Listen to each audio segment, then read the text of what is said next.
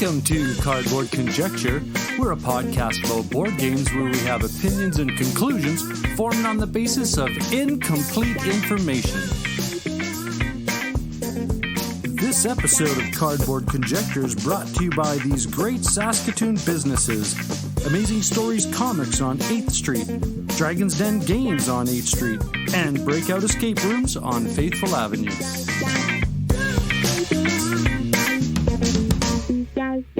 Hey there, how's it going? Hey, it's Wednesday, which means it's What You Been Playing Wednesday, and this is a special weekly episode where a bunch of us content creators come together and let you know what we've been playing, recently.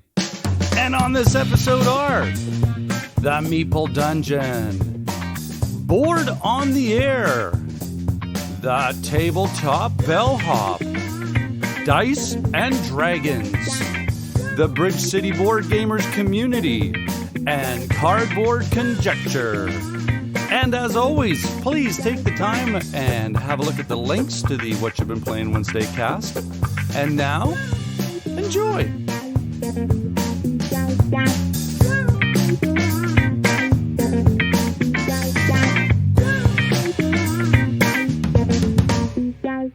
Hello everybody, it's Robb and Anna Marie from the Meeple Dungeon. Hello. And we are back again recording for the What You've Been Playing Wednesdays podcast. This week we have one game to talk about. What game is that, Anna Marie? That game is Marvel United X-Men, a game by Andrea Chiarvesio, Ruggerfrid Seda, and Eric Lang.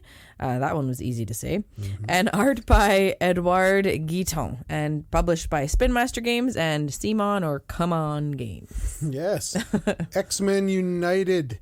At long last. Long last, yes. we did not pay for the split shipping, so we got everything all at once, and that was way after this ended up in retail. But regardless, it's here. So we played it, and we played it as a family the other night. And we got the nice playmat that goes with it. So it's a double-sided. Double-sided playmat. Really stoked on that. Just holds everything in nicely in place. But for anyone that hasn't heard of or played Marvel United, Marvel United X-Men is the exact same system based on the Marvel United system that came out a couple years back. And this is just with the X-Men characters. Yeah. Works exactly the same way, but we're going to kind of explain how it goes. So you simply are going to select a hero to be in this game. And the starter box comes with Storm, Wolverine, Cyclops, Beast, Jean Grey, and Professor X as heroes that you can be. And it also has two bona fide villains in Juggernaut and Sabretooth, but then there's also two anti-heroes in Magneto and Mystique available. So Magneto and Mystique, they can be, as the anti-heroes, they can be the villains, but they could also be the heroes.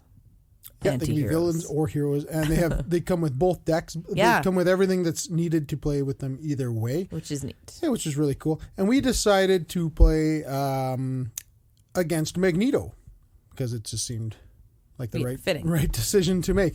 And I played as Cyclops, you played as Storm, and our two boys played as Wolverine and Beast. The whole time I was playing Storm, I was just looking at her cards and I was like, man, I just want to paint her because it's basically white.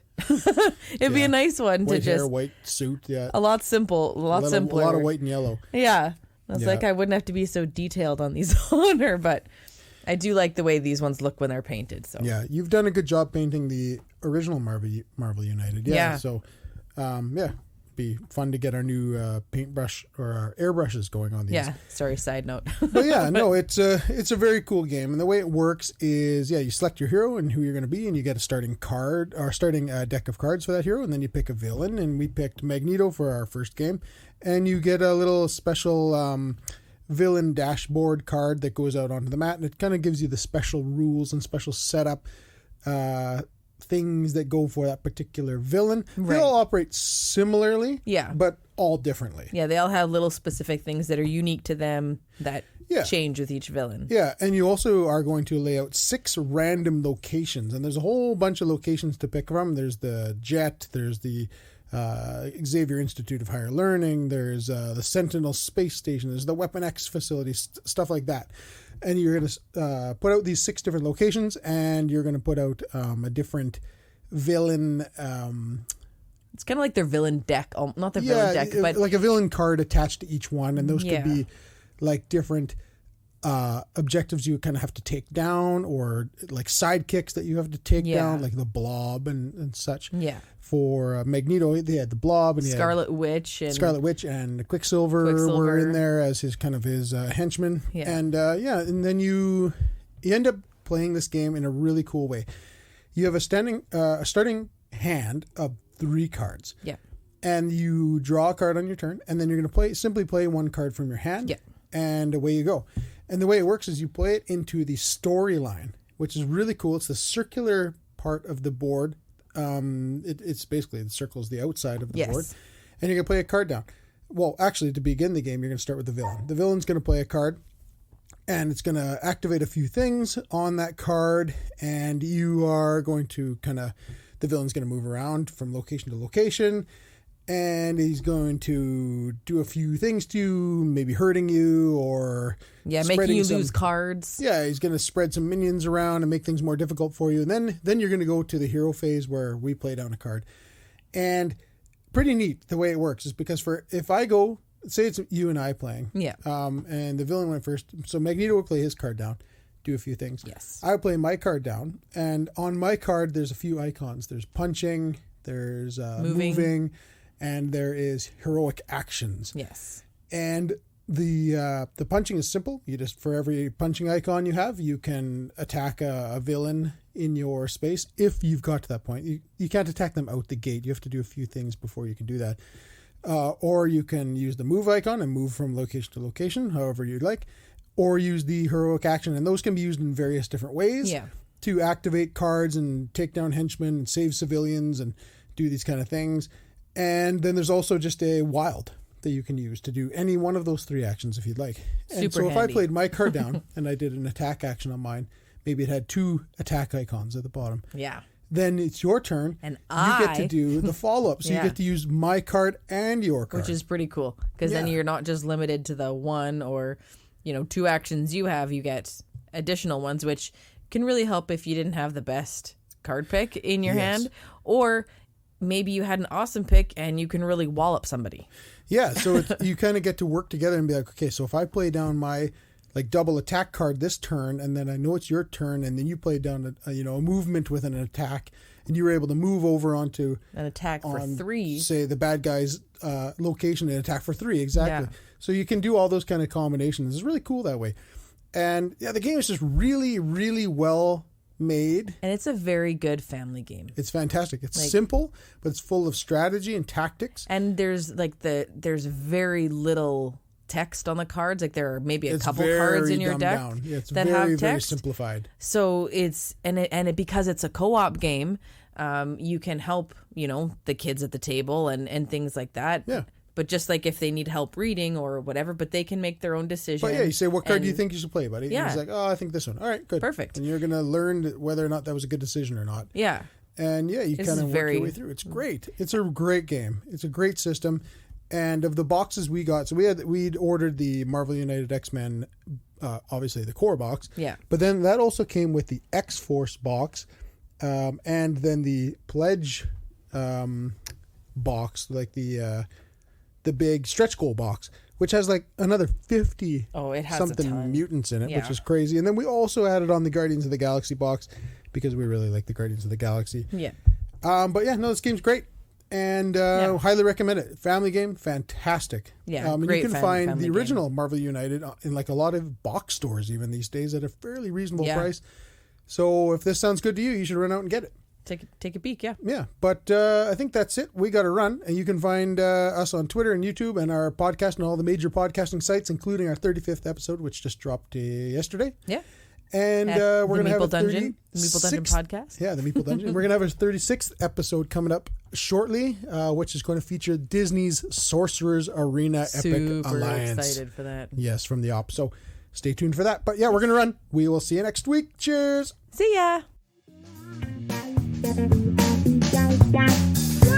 Hi,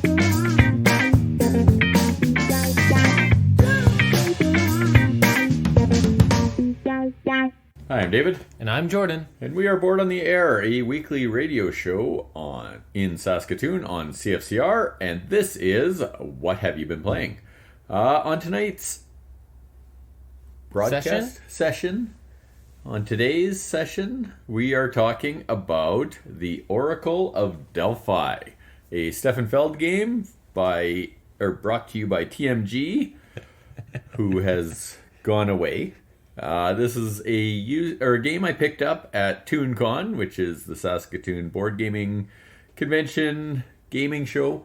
With an auction. Yeah, they do an auction, and this is one of the ones I want because it's one of the Felds I don't have. There's a few that I don't have, but this is one of the ones that piqued my interest. I really didn't know anything about this game going into it. No, and I was the one who read the rulebook to teach us, and in all honesty, reading the rulebook is like, okay, you do this, this, this, and this. Yep. There's no, if you do this, this happens, or this, or this. It's just, you do this, do this. Yeah, you have 3 dice. You take one action for each dice based on the color. It does something Related to that color. Yeah. There's also some generic actions you can do, and you can get a 4th bonus action with some cards. Yeah, you can just get rid of a dice to draw a card for later on. Yeah, it's a race game. You have 12 tasks you're trying to complete, and whoever completes them first and makes it back to Zeus wins. Yeah, I had a lot of fun with it. We played it at 2. I really enjoyed it. I can definitely see some replayability with the fact that with the board, it's not set up in a certain way. It will scatter. Yeah, it's a modular board, and you can set it up however you want. There's instructions on how they would set it up, and that's how we based the first game. Yeah, and some restrictions where everything has to be able to be able to get to that location. Yeah, there's water and islands, and you have to be able to sail, get to all of the land masses. Yeah, if there's a landmass blocking you from getting to the locations, it's not really possible to do anything. Yeah, pretty much every space has something to do. There's no wasted land masses. Yeah. Unlike most Felds, there's no points. Nope. You're just completing these tasks and moving around the board. Yeah, it's we would say more, but that's legitimately what it is. It's you sail around. Oh, there's a monster here. Fight. Oh, that does this task? Okay, your turn. Yeah, you're defeating monsters. You're picking up statues and goods and delivering them. And hunting for your shrine locations. Yeah, and trying to find your shrine locations. And there's 3 of each of those. The shrines are specific to you. The statues and the goods, there's 2 specific colors that each of you are looking for, and 1 neutral one. Yeah, and, the statues, there isn't any specific colors. You have just deliver 3 statues. Okay. It's the monsters and the shrines. Right, monsters and shrines, sorry. All in all, a really solid game. Oh yeah, I would definitely play it again. It was a blast. I'm curious how tight it gets with 4 players. Well, I feel like with 4 players, there's a god track where as you're playing, your gods are slowly moving up to give you a special effect once, and then they go back down. So with 4 players, every time someone ends their turn, they're going to roll a dice, and if they roll one of the gods who have started moving already, they can move up again. Yeah, and those are a free action. Each god has a different ability, and they're all pretty powerful. Mm-hmm. Yeah, it's so simple. There's not that much to talk about with this game, but I thought the graphic design was nice. The pieces are all wooden and decent, like basic cubes, basic statues, basic squares for the monsters, but they have stickers on them, and each of the gods has a disc with a sticker on it. Yeah. So nothing fancy about this game by any means, although it's TMG, so I suspect maybe there is a deluxe edition out there somewhere. It's a little old, so maybe not. Yeah. Well, TMG, when they first got going, they kickstarted and there'll be a deluxe and a retail version. Okay. So that's why I think there might be. All in all, solid game. Looking forward to playing it again. It was rather tight at the end, so. Yeah, we're close. We were within one task each. Yeah. Yeah. Okay, I'm David. And I'm Jordan. And we will talk to you next week.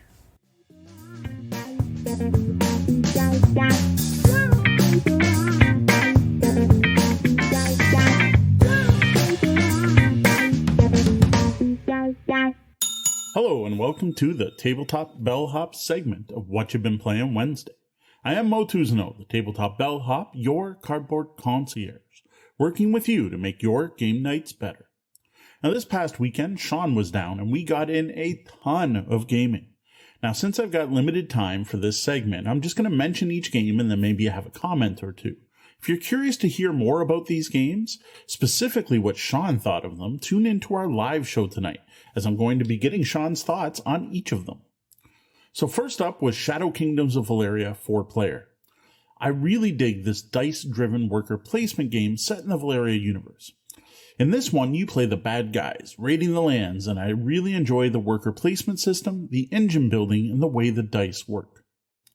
Next up, we played a 4-player game of Drinking Quest, specifically checking out the Drinking Quest 6-Packs Deluxe box set for this play. That was just released yesterday to the public. Now, we played through a full quest. Now, Drinking Quest is a drinking game mashed up with a card game with some very light RPG elements.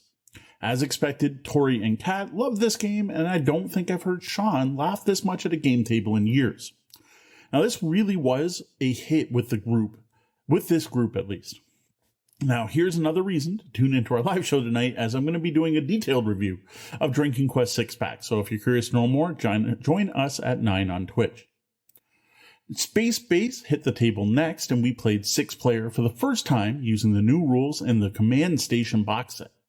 I ended up liking these new rules a lot, especially the new 7 and 8 card slots that did actually help to keep players occupied during turns. I honestly found no problems playing with 6 and would happily do it again, and I'm all for trying with 7 at some point in the future as well. Now, we finished up our first game night with a game of Terror Below. This is the silly Renegade Games game based on Tremors.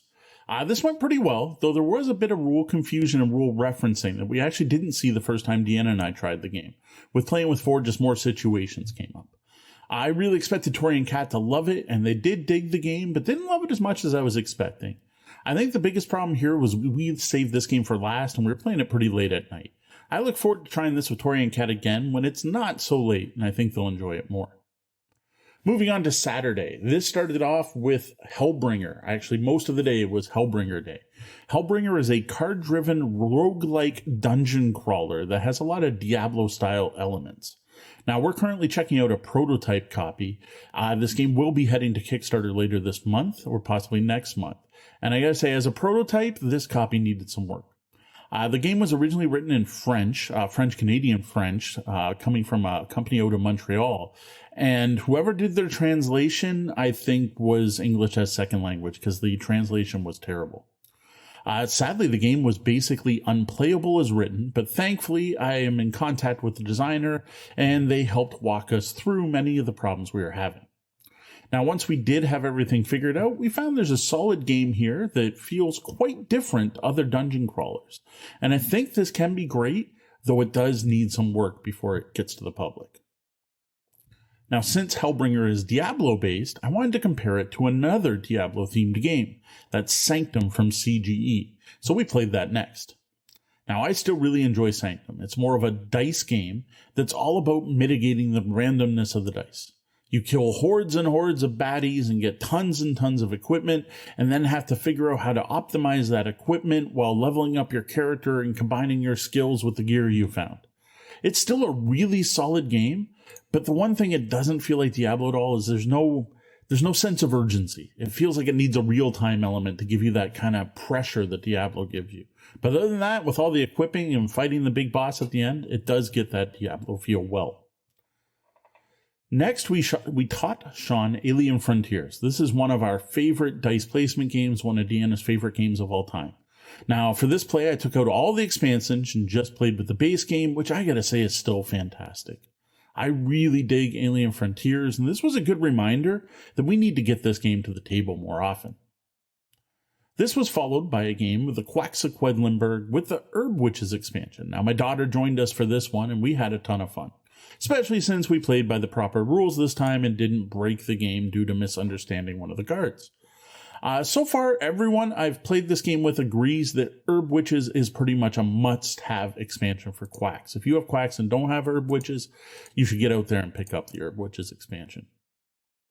Now, we finished off that night with a game of Ex Libris, which went really well. Now, one issue I am starting to see with this one, though, is that the various library powers, the various minion powers, don't seem very well balanced at all. Some of the abilities, like the wizard's ability to be able to move shelves when they're placed, seems way more powerful than some of the others. And the gelatinous cube, while it has the coolest playing piece in the game, seems to be very underpowered. Now, moving on to Sunday, we did spend most of the day out of town, taking Sean out to Kingsville, having some great breakfast at Garfield's and enjoying a trip out of town for a bit and getting away from my mom and the kids. While we were out there, we had to get to the Bandy Goose Brewery. And while there, we had to play their copy of Racco. Longtime listeners of our show, or not even short time, people who have been listening for a little bit know exactly why. So yes, we played Racco with Sean at a brewery, and we proved that Racco is really solid for an ancient mass market game. We actually had a lot more fun than I expected. Once home Sunday, we broke out a big one, the most epic game of the weekend. That started with some interesting punching and unpunching and reboxing. So what we did is I broke out my copy of Anachrony and the Infinity Box that I kickstarted last year or the year before. I don't even know when I kickstarted it, but it's been sitting on my shelf of shame for a very long time. So Sean and I spent like 2 hours punching and organizing things and figuring out what goes where and what components replace what, and eventually had all of my versions of Anachrony in one box. Then we sat down and played a 3-player game with Deanna, and man, I love that game. Anachrony is just so good. There are so many fantastic things in that game. The iconography is amazing, and it's not nearly as scary and complex as it looks. But it is still terrible to teach. Absolutely terrible. I think it's my least favorite game to teach. So my only wish now is that Sean somehow makes it back down to play again before we forget how to play in between. Now, once done in Anachrony, we were a little burnt out, so finished off the night with The Game and The Mind, 2 quick-playing card games from Pandasaurus that both featured numbered cards being played in order and restrictive table talk rules. In the end, we all agreed we prefer The Game to The Mind, though we probably wouldn't turn down a game of The Mind if someone asked to play. We finish off with the Holiday Monday, where we returned to Hellbringer to give it one more shot before Sean headed home. While we did still run into some rules confusion, this game did play much better and quicker now that we had the core loop down. We understood the main mechanics. So far, this game looks like it has a lot of promise. I am actually looking forward to how Hellbringer develops in the next coming weeks. Now, my personal next step will be trying it solo myself. Now, Sean has played it solo a couple times while we were doing things around the house and I was trying to get some work done. But I need to play it solo myself. And after that, we should be good for a formal preview, which may hit next Wednesday. So I'll be sure to tell you about that next week if we are launching that review. Well, there you have everything I played this last week. Every single game played with my co-host Sean, which was pretty awesome. Before I go, a reminder to visit tabletopbellhop.com. Join us tonight and every Wednesday night on Twitch at 9 p.m. Eastern for our live podcast recording, and look for us on your podcatcher of choice or YouTube if you can't join us live. For the Tabletop Bellhop Gaming Podcast, I am Moe T. Good day and game on.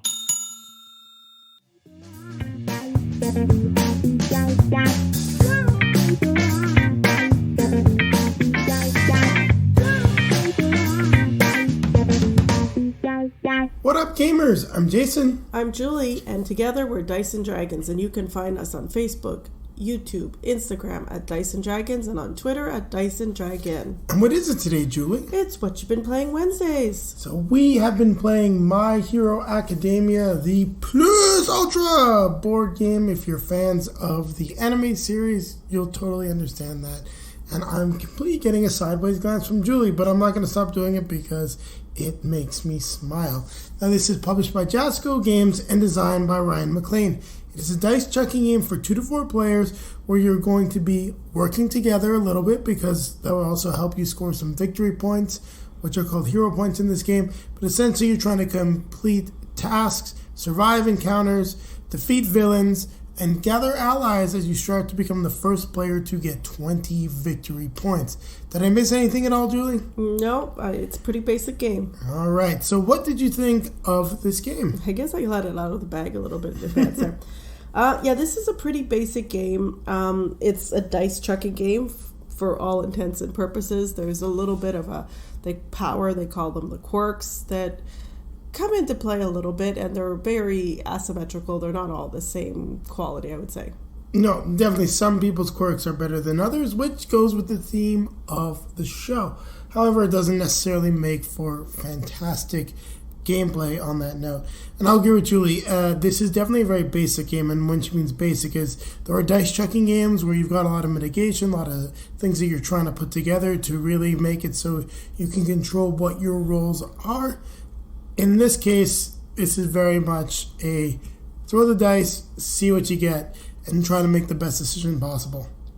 Yeah, and so I mean, there are times that basically the dice just aren't rolling in your favor at all, and the game can take forever, because like the last game that we played, we basically saw 3 cards the whole time. It took us forever to kill one villain.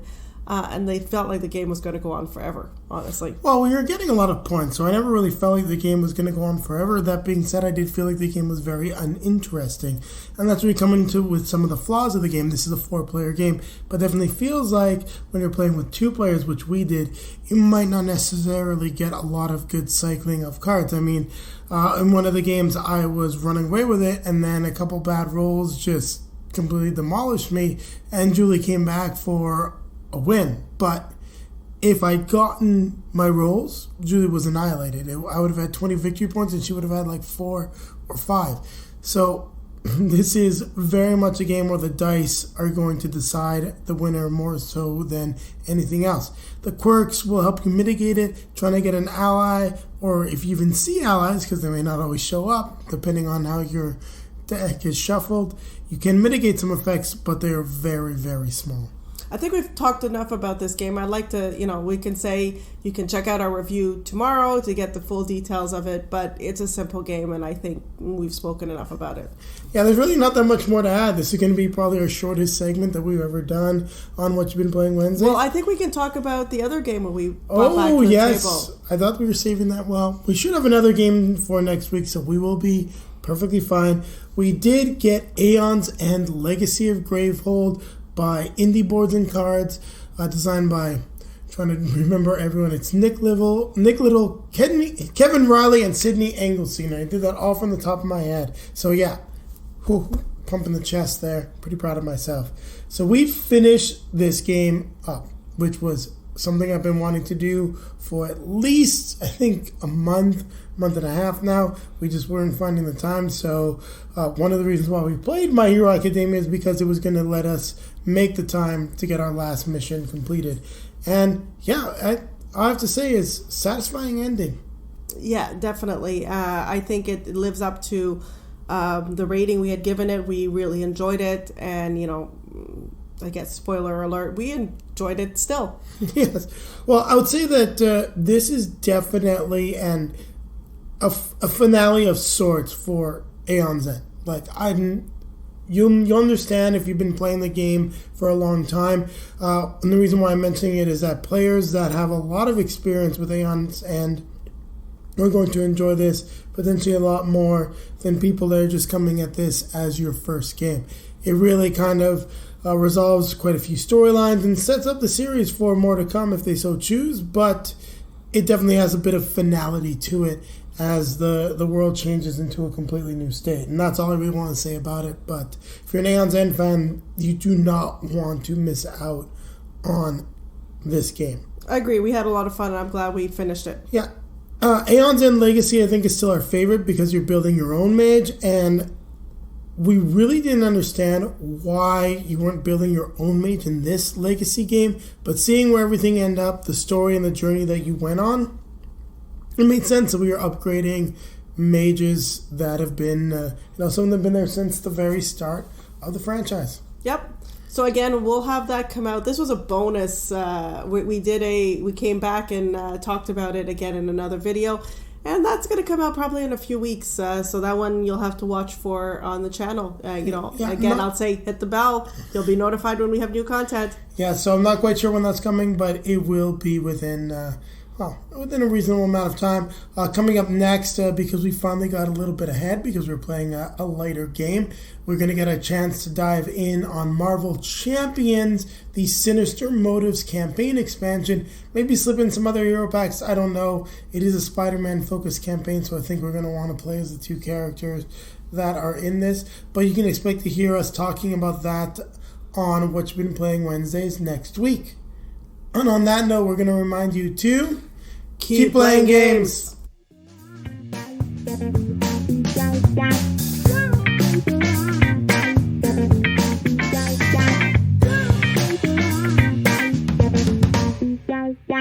Hey everybody, Norm here from the Cardboard Conjecture podcast and Bridge City Board Gamers here in Saskatoon. And let's go have a look to see what the community has been playing on our Facebook page. So, what you been playing, BCB community? Let's see, Hans. You always start off with the main course. Terraforming Mars. Golem. I've heard really cool things. I think that's Cranio Creations Gaming. And I've seen a lot of cool things. But I have not heard or investigated. So, yeah, nice. Golem. Super Lucky Mega Box. I have no idea what that is. But it sounds like a very boring experience. Silver and Gold, very cool flip and right. Veggies and Arc Nova. Wow, Arc Nova. A lot of people have been playing it, and I'm kind of soaking up the feedback before I step into that game. Moving on, Travis tried Mombasa for the first time. Great game with simple mechanics. And yet very deep in thinking, planning, and strategizing. Would definitely play again. Not sure what the optimal strategy is, nor do I. I know it changes based on company tracks and play. Yes, it does. It's very dynamic. And but there are some nuances, like do you try to go both book and gems, or just one of the others? Is it important? It is important to get that fifth action, or is it a trap? Interesting things I'd like to replay and find out. Right there is telling me that you are not done with that game yet because your brain won't let it go. And that's an Alexander Pfister game, and that's what Boone Lake did to my brain, and that's what Great Western Trail does to my brain every time. So, well done. I mean, that's a great game to ruminate on for sure. Eli, lots of Marvel Champions getting through the Sinister Motives and chugging through Edge of the Earth still on Arkham LCG. Wow. Man, those are two games that I got to get myself back into because, you get distracted. But yes, I have not yet played Sinister Motives because I'm working my way through a couple other campaigns in the Marvel Champions. And of course, Arkham LCG. I have the Dunwich Legacy, and I want to start that. But again, it's one of those things where, all right, I want to run it straight through because if there's an interruption, it's difficult to get back to. Louis played Furnace, Cascadia, Empires of the North, The Crew, Blood Rage. I think you always have to say it like that. Cartographers, regular and heroes. Nice. Furnace, heard lots of cool things. I have not played it yet. Cascadia, my favorite game of that year, and I still like to play it over and over and over again. Even the solo is challenging, and great job on that game. Empires of the North, I think that's a Portals game, and it's based on that card-driven system that that they fine-tune. Right on. And the crew, gotta like your trick-taking games. And nice. Tim, it looks like Tim played some Terraforming Mars, because I see a picture of the game and some tableau building. And that's such a solid engine building game, but it is a dedicated game because the people that play that game are dialed in. So you gotta have a fine-tuned engine to compete with the experienced players with this game. John played Command and Colors Ancients. Nice. I haven't played that one. That one's been in my on my frontal lobe for all of these historical titles, and I should have like a GMT weekend kind of binge and just get caught up on all of the thematic history and social studies kind of games. Conquest. I'm just looking behind me. Conquest of Paradise is a Polynesian 4X game. Yeah, right? Island hopping. And I want to get that. I haven't played that one in years. And the moment I saw that pinged in my brain. So there you go. Well, there's the Bridge City Board Gamers community, what they've been playing recently. And it's a short list, which tells me that a lot of people are busy. It's spring. So a lot of people probably are house cleaning or looking at their game collection going, yes, more shelves. That's what I need, more shelves. Well, on to what I've been playing recently. And I have to tell you that lately, every morning, Daniel and I waiting for his bus, we always play a board game. And lately, it has been a game that he loves and is challenging even for me. And that is the Magic Labyrinth, and designed by Dirk Bowman and published by Dryle Spiel. And I think their niche is kids games, because this is definitely a 6 and up kids game. Plays 2 to 4 players, and it's around 20. It says 20 to 30 minutes, and around there probably for 2 players on the tighter side. But I'll read the description because it's quite brief. The little magician apprentices have lost some magic objects inside of the master's maze. Now they tried to collect them before the master notices anything. However, in the maze there are invisible walls, and only one of the missing objects is revealed at a time. So they have to make their way through the maze by means of a good memory and lots of skill. Each player moves their magician over the board while trying not to bump the labyrinth below. Each magician is joined with a magnetic ball. So if you hit a wall, the ball drops and you have to start all over again.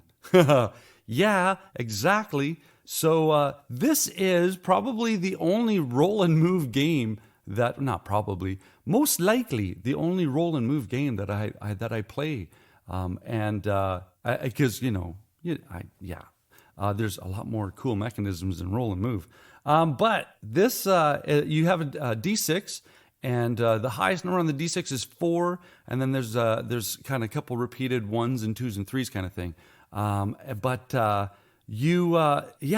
The top of the board, if you visualize it, it's one of these games that the box is part of the mechanical structure of the game, because the bottom of the box houses the tray when the magnetic ball is dislodged, drops down and rolls to a corner, kind of like a foosball table kind of thing, right?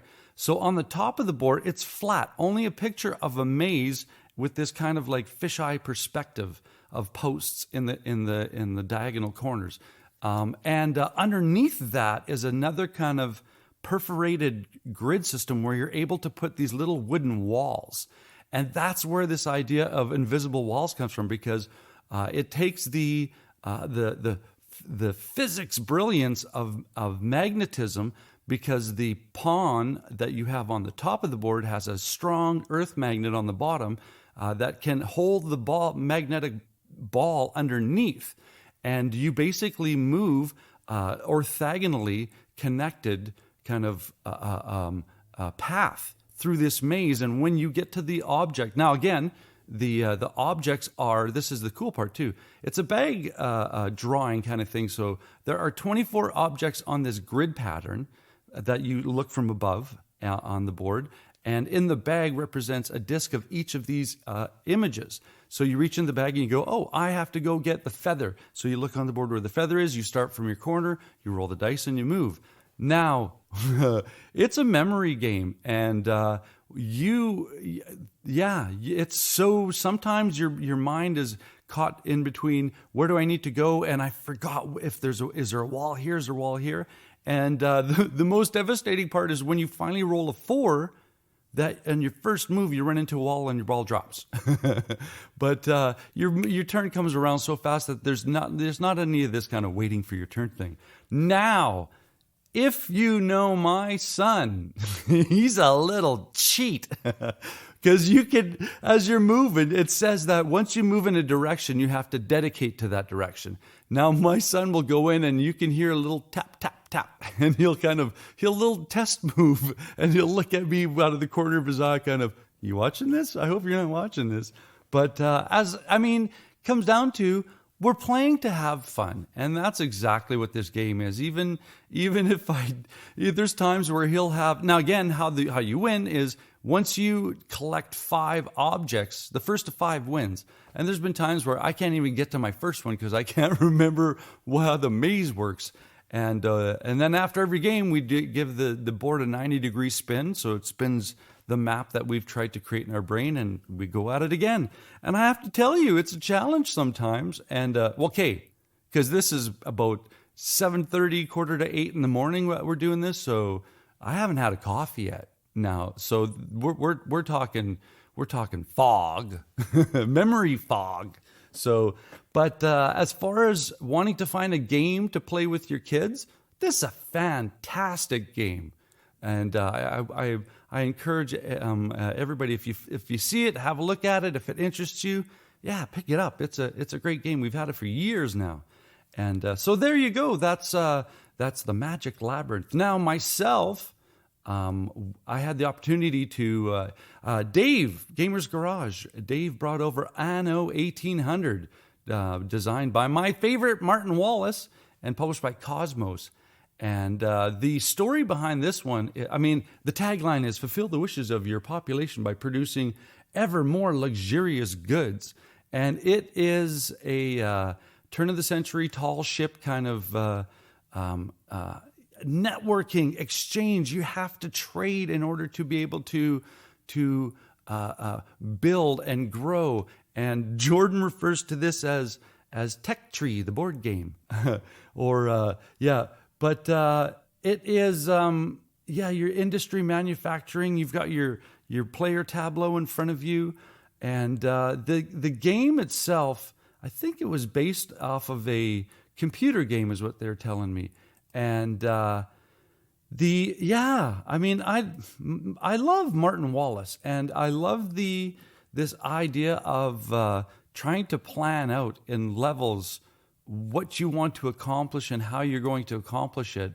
And this is the first Martin Wallace game that I haven't had any poverty or being in debt, because that's not usually that's the crux of most of his games is, all right, if there's a way to economically fail, I will do it. But this one is kind of cool because you're trying to produce a tight industry in regards to the cards that you have in your hand, because that's the timer. You want to get the cards out of your hand and into your tableau, because that's, one, the point generating system, and two, the idea of Tech Tree in the idea of, if I want to produce, let's say, a mechanical product, right? Then I need to reverse engineer the fact that, someone has to have rubber wheels that I can go get, and someone has to have this component, and I can't have all the components, so I have to do some trading. And when you do some trading, that's when, when you're traded with, you get to get some gold, because that gold will help you release some of your, in this case, different colored cubes denote different levels of technology used to create this industrial infrastructure of producing goods and trading goods. Without getting into too much detail and turning this into a review, there was a lot of depth in this game, and there's a lot to think about in regards to the idea of a Martin Wallace game, that there's going to be some dimension to it, and there's going to be a lot of ways to navigate your way to accumulating the points that are necessary. And this is one of those games. I've only played it once. I want to play it more because, just like I think it was Travis that was talking about Mombasa. You ruminate, you think about, I could have done this, or what would happen if I tried this approach. And this is one of those games, at least for me. Now, I understand that there's a lot of other people who were kind of like, ho-hum on the idea. And that's okay, because the appreciation of this hobby is so subjective that everybody's got a different itch in their brain that needs scratching. So this one, I think it's there for me, but I want to play some more. So that was Anno 1800, Martin Wallace and Cosmos published. We are at that point, so thankful that you're listening and that you've taken the time to hear what we have to say about board games, and so thankful to the content creators that are so generous in their time and in their creative energy to collaborate and make this happen. So thank you so much. Always, always. And that being said, keep your stick on the ice and take care out there, eh?